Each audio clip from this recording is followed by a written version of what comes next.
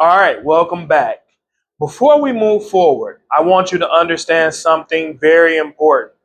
This business is not simply putting furniture inside a property or just simply taking pictures with your cell phone and then posting the property online and then sitting back waiting for reservations. This is not what creates a successful short term rental business. The property may attract the guest, but your mindset will determine whether the business survives. Your furniture cannot solve a communication problem. Your decorations cannot solve a cleanliness problem.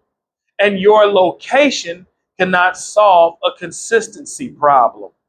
And your income cannot continue to grow if you're unwilling to grow as the owner and operator of the business. This is why the final lesson is called the mindset of a successful host. Throughout week one, we've discussed the foundations of a short term rental business. We have talked about understanding the business model, researching your market, operating legally, protecting your property, creating systems, studying your numbers, and designing a guest experience.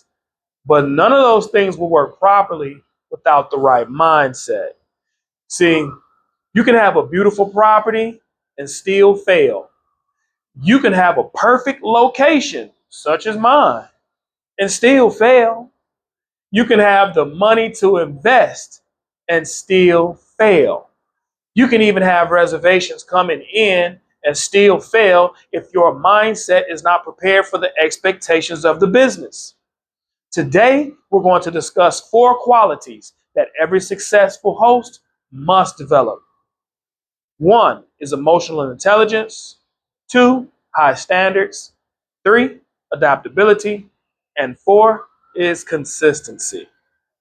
So we're also going to discuss the 5-star mentality, the long-term journey before the building of a profitable short-term rental business.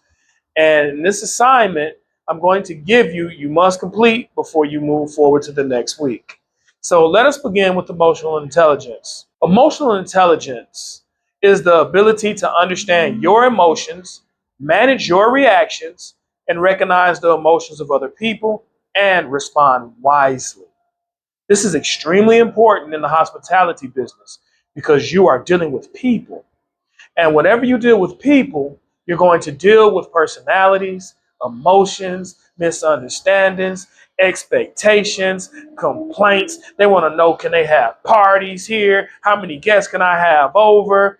And even sometimes you'll have to deal with disrespect. A guest may send you a message at midnight because they can't even find the remote control. Or it might be, what's the Wi-Fi code? A guest may complain about something that was clearly explained in the listing, but you can't respond back and say, the Wi-Fi code is in the listing. You didn't read it, right? They may ask you about late check-ins and late checkouts. Is there extra towels? Can I get a discount, right? All doing the same reservation. So a guest may even accidentally damage something and then deny that they caused it. Like you didn't know that that hole wasn't there before they got there. And sometimes a guest may even write you a negative review that you feel is unfair. But you can't respond in a negative way. You can't respond emotionally to every situation. You cannot argue with guests. You cannot insult your guests. You cannot send angry messages because you feel disrespected. You cannot allow one difficult guest to destroy your professionalism. Your response must be based on your policies, your evidence, your communication records, and the interests of your business. There's a difference between reacting and responding. Reacting is emotional. Responding is intentional. Reacting says, I can't believe this person is complaining. Responding says, let me understand the concern and determine the best solution. Reacting says, they damaged my property and I'm not going to let them have it. Responding says, I will document the damage, gather evidence, Communicate professionally and follow the proper claim process. Reacting says, this review is unfair and I'm going to attack the guest publicly. Responding says, I will write a calm and professional response that future guests can read.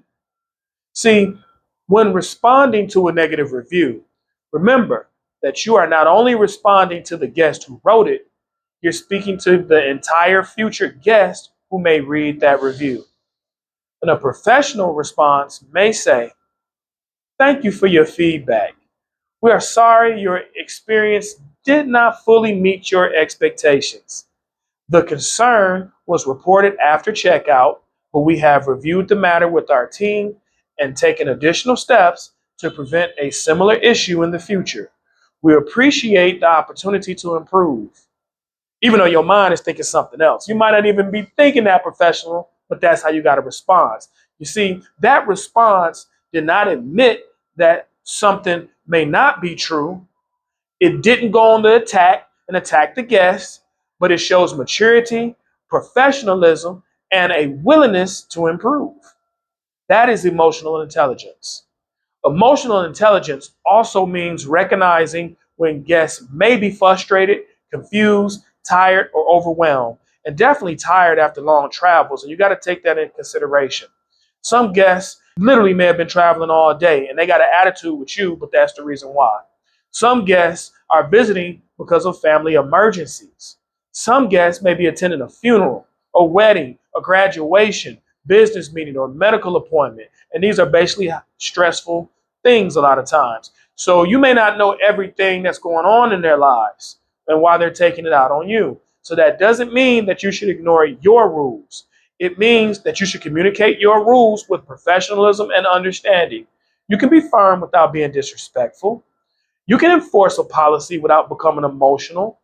You can protect your property while still treating people with dignity. A successful host must learn to separate the person from the problem. The guest is not always the problem. The problem may be unclear communication. The problem may be a missing instruction. The problem may be a cleaning mistake. The problem may be a maintenance issue. The problem may be a system that needs improvement. Every complaint should cause you to ask, is this an isolated situation or is this revealing a weakness in my system? For example, if a guest cannot find the parking area, that may be a misunderstanding. But if 5 guests can't find the parking area, your directions are the problem. If one guest struggles while or with the lock, it may be user error. But if several guests struggle with the locks, your check-in instructions may need pictures or video. And this happens a lot when you're dealing with digital locks. Emotional intelligence helps you to listen without immediately becoming defensive. It allows you to turn criticism into information. Not every complaint is correct, but every complaint should be reviewed. Your goal is not to provide, not your goal is not to prove that you're always right. Your goal is to build a better business. Let's move into part 2. High standards. The second quality of successful host is having high standards. Your standards determine what you are willing to accept. If you accept average cleaning, your property will eventually receive average reviews. If you accept slow communication, your guests will eventually become frustrated. If you accept damaged furniture, stained linens, missing supplies, incomplete inspections, the problem will eventually become a part of the guest experience. High standards begin with you, the owner. You cannot expect your cleaner, your maintenance person, your assistant photographer, or property manager to care more about the business than you. You establish the standard. You communicate the standard. You inspect the standard. You maintain the standard. Now, your cleaning team should have to guess what cleaning means. There should be a checklist. Give them a written checklist of what to go through to check the refrigerator, check the microwave, look under the bed, right? The checklist should cover the kitchen, bathrooms, bedrooms, living areas, floors, appliances, trash, linens, towels, mirrors, windows, supplies, furniture, and outdoor areas. Highly important, especially here with all this glass. That needs to be cleaned. And the railings, because they get dirty outside. So you should require photographs after each cleaning. Now, why is that important? Because people respect what you inspect. Caught that? See, you can't simply assume that everything was completed correctly. Trust your team, but verify the work. High standards do not mean perfection is always possible. Problems will happen. Things will break. Supplies will run out.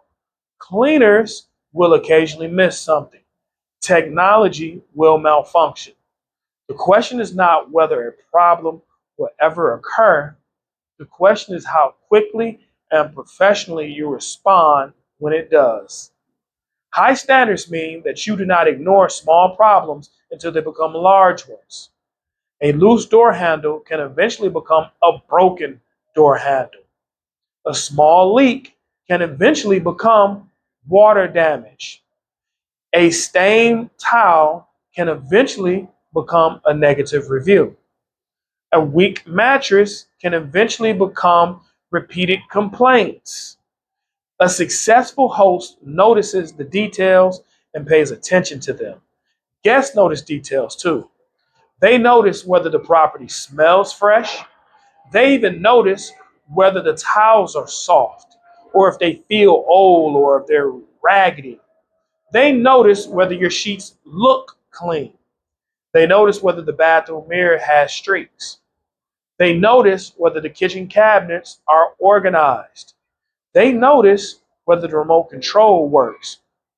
They even notice whether the pictures match the actual property. They notice whether a host responds quickly. The smallest details can create the strongest impressions.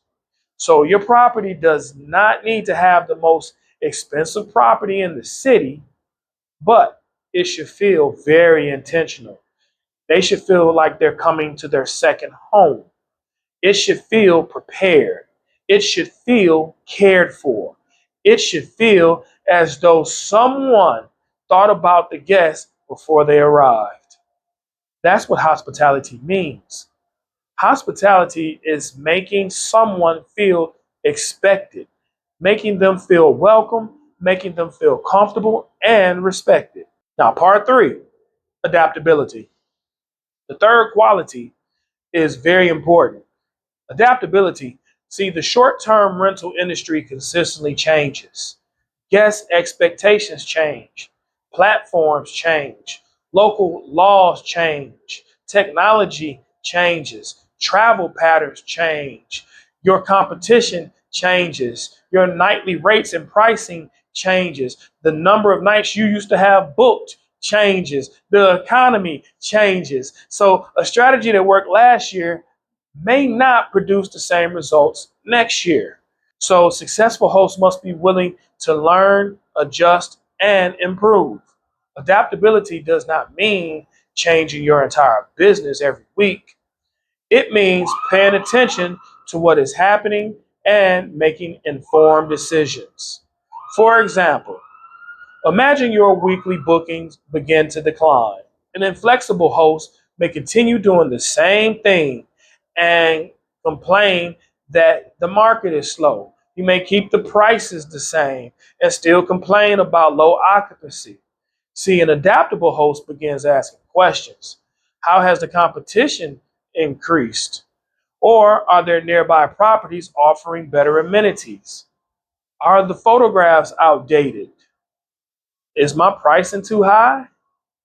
Does the property need a workspace for business travelers? Could the host offer weekly discounts? Maybe I can give weekly discounts or more of a discount to give an incentive for more people to come. Could the property be marked to traveling professionals industry clients, corporate guests, medical professionals, and relocation clients. Adaptability turns problems into questions. Questions produce information, and information produce better decisions. You must be able to adapt when dealing with unexpected details. A cleaner may cancel. Do you have a backup? A guest may arrive early. What's the plan for that? The air conditioner stopped working. Do you have a maintenance guy or AC guy? A reservation may cancel at the last minute. What do you do to fill up that space? A platform may suspend a listing while reviewing a complaint. It's happened to me. A city may introduce new licenses requirements. The successful host does not spend all day saying, this shouldn't be happening. The successful host asks, what is my next best move? You should always develop a backup plan. You should always have more than one cleaner.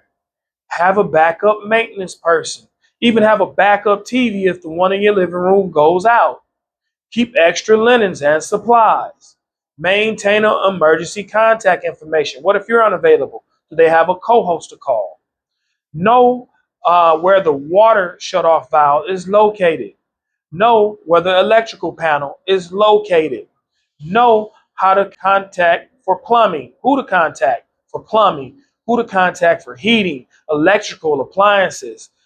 Sometimes guests may get locked out and you're unavailable. Who to contact? Is there an internet problem? Who to contact? The prepared host recovers faster. Adaptability means being willing to receive feedback. You may love the way your property is decorated, but the guests may repeatedly tell you that the furniture is uncomfortable.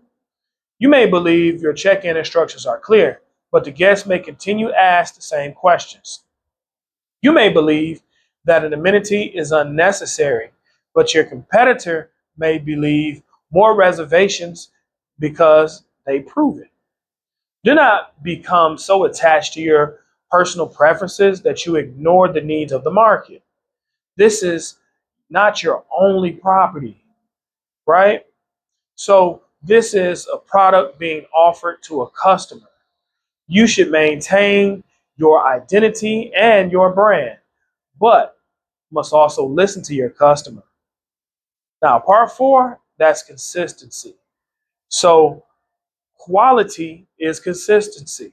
Consistency is what separates someone who has occasionally earned money from someone or who builds a real estate business. Anybody can provide an excellent experience once. The challenge is providing the excellent experience repeatedly. Can you deliver some of the level of cleanliness for every guest? Can you respond professionally even when you're tired? Can you keep your supplies stocked even during busy months?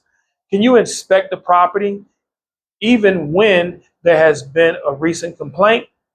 Can you continue studying your numbers when the property is performing well? Can you follow your policies when a guest pressures you to make an exception? Consistency creates trust. When guests see consistent reviews, consistent cleanliness, consistent communication, and consistent preparation, they feel comfortable making the reservation. Consistency also makes it easier to scale because you have a model, you have a blueprint. You cannot multiply chaos. Trust me. Before you add a second property, your first property should have stable systems in place. Before you hire an assistant, your process should be documented. Before you delegate communication, you should have message templates. Before you delegate cleaning, you should have a cleaning standard. Before you delegate inspections, you should have an inspection checklist that the new person can go by. This connects to the fourth principle that we introduced in week one. You must master, maintain, monitor, and multiply. Remember that? See, first you master your operation. That means you have to learn the business. You have to understand the guest journey. You have to understand your property like the back of your hand. You have to understand your market. Be very knowledgeable. Be a professional in that area. Understand your numbers. Second, you must maintain your standard. Keep the property clean at all times. Keep the supplies stacked. A guest should never run out of toilet paper. Keep the listing accurate. Keep your communication professional and consistent. Third, you must monitor the business. Monitor your reviews because that's what helps you grow.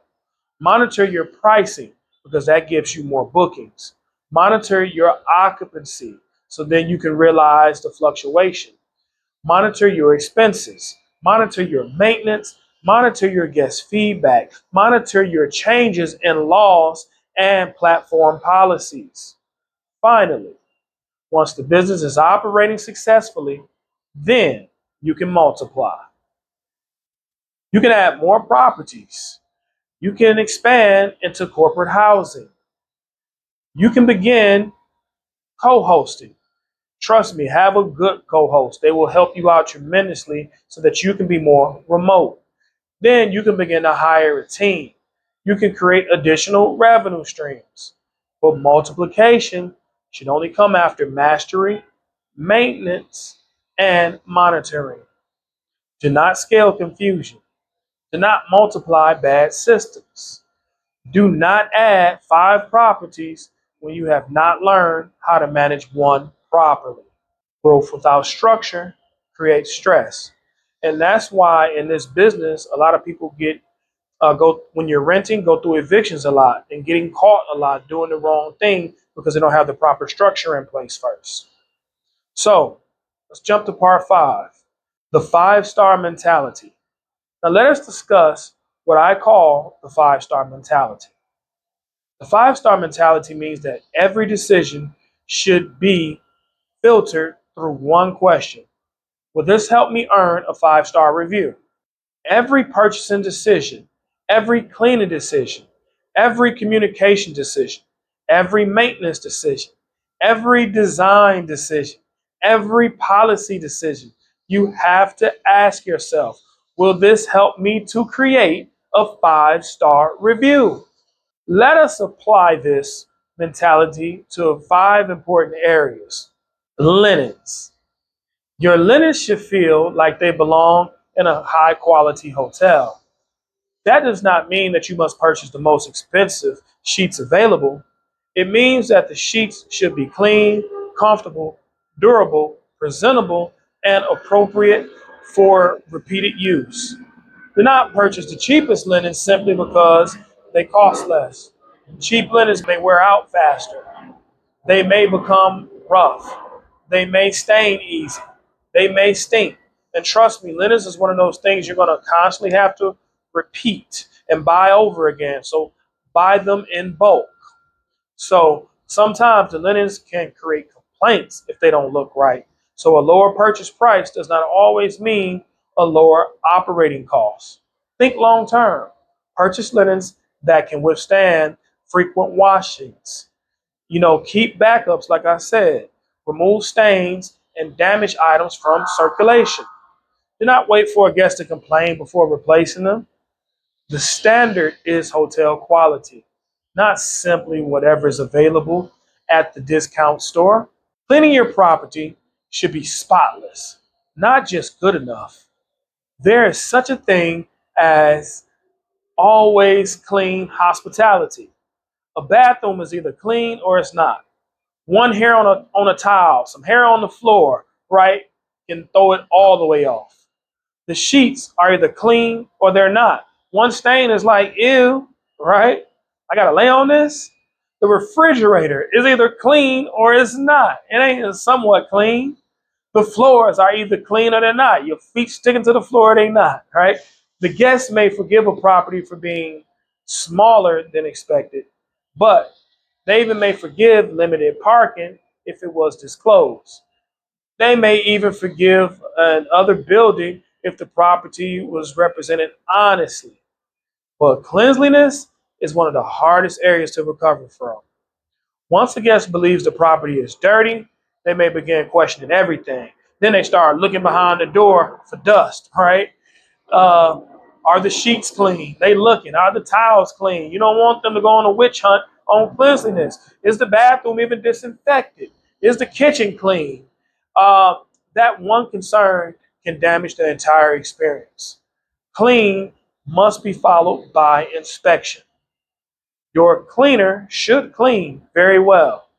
Sometimes or someone should inspect behind your cleaner. During the early stages of your business, that person may be you. I can't tell you how many times after I got out of teaching, I went go cleaning up my unit in a suit. See, communication should be proactive and reactive. Do not wait until the guest is confused before providing instructions. Send clear information before arrival. Confirm the guest. Explain parking.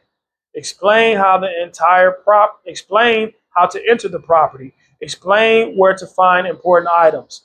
I got evicted back when I was flying under the radar because a guest parked in the wrong spot and went to ask the office where should he be parking. I'm doing Airbnb. Blew my cover, right? Because I didn't explain it properly. So a proactive host answers questions before the guest has to even ask them. Consider the guest's journey or what they may ask, what they will need before arrival, what will they need during check-in, what might they need during their stay, what do they need to know before checking out. Good communication reduces stress for the guest and reduces uncertainty messages for the host. Amenities. Your amenities should be thoughtful, not mind meaningful. Do not ask only what's the least I can provide. Ask what would make this experience easier or more comfortable or more memorable. Thoughtful amenities might include just a simple quality coffee or tea maker, a charging station, extra blankets, even extra pillows help, a luggage rack, a full length mirror so people can see how good they looking, basic cooking supplies. You gotta have a hair dryer and don't forget an iron. And if you don't want to get an iron board, get a steam iron so they can hang it up. Workspace lighting. Sometimes you can even put board games, cards in there so for entertainment. A first aid kit would not help. That means you thought of everything. You can even provide in your list and local recommendation to the neighborhood stores or restaurants. These items do not always cost a great deal of money, but they show the guest that someone considered their every needs. An amenity should make sense for the property and the target guest. A family property may need games because they may bring children. They may need a high chair if they have a small child. A business traveler property may need a desk, strong wireless internet, and charging ports. A romantic retreat may benefit from soft lighting, some robes, slippers, and an attractive outdoor area, maybe even a fire pit. A property near a hospital may need longer stay supplies and comfortable workspace. Know your guest, then build the experience around that guest. Presentation. Your property should be Instagram worthy, not simply functional. People make emotional decisions when they book travel. They are not only booking a place to sleep, but they are imagining the experience they will have. Your presentation should help them see themselves inside the property. The photographs should be bright, clear, accurate, and professionally presented. The rooms should have focal points. The beds should be properly made. The counters should be organized. The property should feel clean and inviting. You should always include something memorable, such as a thank you note. It might be a beautiful accent wall that they remember. It may be a good rooftop view, like this backdrop with the ocean over there, right, where they can see the cruise ships going out. It may be a stylish reading area. It may be a game room. It may even be a luxury bathtub that they was like, wow. It might even be that outdoor fire pit where they can roast marshmallows and just gather around. It may be a creative sign or local artwork. The goal is not to copy every other property, but the goal is to create an experience that's worth remembering and sharing.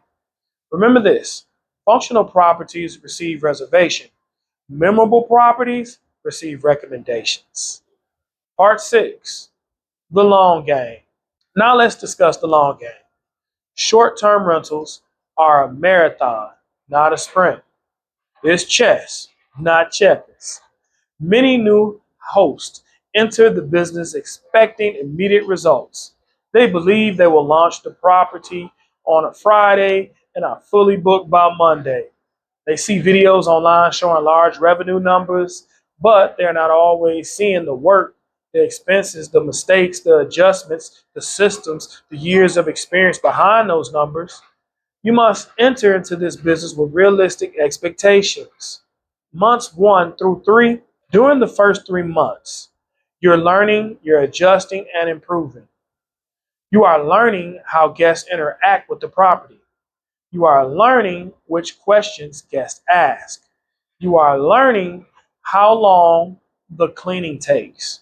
You are learning which supplies disappear quickly. You are learning whether your pricing is competitive. You are learning whether your check in system works properly. You are learning what guests love and what needs improvement. Do not become discouraged because everything is not perfect during these first months. You just need to pay attention. Document what happens, show concern, and then make improvements. The beginning is not only about making money, but it's also about gathering information and tweaking your system. So, months 4 through 6, during these first 4 months through 6 months, you should be building reviews. You should be refining your system. By this stage, you should recognize common guest questions. You should begin creating message templates because it's easier to copy, cut, paste because a lot of guests ask the same thing, or a lot of your initial responses when a guest first reaches out will be the same. Also, your cleaner should understand your expectations. Your supply system should become more organized. Your pricing strategy should improve. You should have a better understanding of a busy days, slow days, and seasonal demand. Your reviews should also begin creating trust with future guests because they do read reviews. And the goal is not only to collect reviews, the goal is to identify patterns inside those reviews. What guests mention repeatedly? What do they love about the location? Do they appreciate the communication? Do they mention the cleanliness? Do they mention how good you were of a host in their review? Do they praise a particular amenity? Do they repeat comments reveal your competitive strengths? Now, months 7 through 12. During these months, your business should begin moving towards consistent income and optimization. Optimization means improving the performance of what you've already done. You may improve pricing. You may reduce uncertain expectations. You may negotiate better vendor rates. You may add amenities that increase your bookings. You may improve your minimum stay requirements. You may begin attracting repeat guests. You may create a direct booking strategy. You may expand into longer stays during slower periods. And that's what I like the most. Getting 3 months in advance, you can't beat that. You may even refine your market. At this point, do not become comfortable simply because money is coming in. Continue studying the business.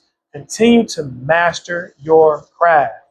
Revenue is important, but profit remains after the expenses are paid. The property can produce an impressive revenue and still lose money. Monitor your rent your mortgage, your utilities, cleaning, supplies, platform fees, maintenance, insurances, taxes, future replacements, software, and labor. And places like this, which have a high mortgage, also comes with a high HOA. So you got to factor all of that in. So let's get into year two. So once you get past year two, you may be ready to scale, multiply, and delegate. So you may add another property. You may hire a viral assistant. You may build a cleaning team. You may get on a platform that connects all of your platforms so that you can simplify things. You may begin managing properties for owners. You may develop relationships with corporations, insurance companies, hospitals, production companies, and relocation agencies. You may create a direct booking partnership. You may even create your own booking website. Hint www.guest.com. That's GES bookings.com. But don't scale simply because you are excited. Scale because your systems are ready. You should be able to answer these questions. Is the first property consistently profitable? Are my processes documented? Can the business operate without me answering every single message personally? Do I have reliable cleaners and backup cleaners? Do I understand my market? Do I have emergency reserves? Do I know the legal requirements for the next property? If the answer is no, continue building your foundation. Patience and persistence wins every time. Speed is not good, but direction is. Some people quit during the learning stage because they expected immediate perfection. Other people scale too quickly, which I've done myself, and lose control of the operation. Your goal is sustainable growth. We are not building something that looks successful for those 3 months. We're building something that can produce income, opportunity, and freedom for years. And even something that you can pass down to your children. And hopefully they can pass it down to their children's children. Part 7, real expectations. Let me prepare you for real expectations of this business. There will be days when business feels exciting. There will also be days when something goes wrong. You may receive a reservation while you were sleeping. You may also receive emergency messages while you were sleeping. You may not be able to respond to a message in time because you're on an airplane traveling. You may receive a wonderful review. You also may receive a complaint that you believe is unfair. You may have an outstanding month. You may also experience a slow season. The successful host does not allow one good month to create arrogance or a difficult month to create defeat. Stay grounded, study your numbers, follow your systems, protect your property, respect your guests, continue improving. You must also understand that hospitality is a service business. You're not only collecting money, you are accepting responsibility for someone's stay. Your guest expects the property to be available, safe, clean, functional, and actively represented. Do not take that responsibility lightly. Your representation is being built with every reservation. Every guest is giving you an opportunity to strengthen or weaken your brand.